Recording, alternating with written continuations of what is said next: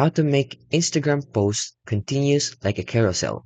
So let's get started. So the first thing you want to do when it comes to Instagram carousels is to keep your images square or like 1080 by 1080 pixels or portrait 1080 by 1350. And then make sure the photos flow in a logical order. And then put the topic subject on the first image of the carousel post. And then include a call to action on the last slide on the carousel post. So how to create it. So first thing you want to do is open the Instagram app on your desktop or mobile.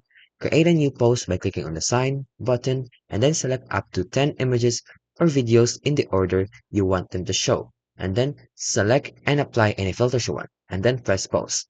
And to do that, it's very simple.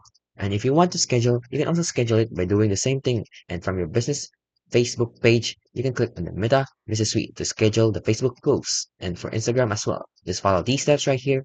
It's very simple. And that's how you can make Instagram carousels in 2025. And that is by step. You can also follow the steps right here on how you can make the post continuous and like a carousel. And that's how you can basically make Instagram posts continuous.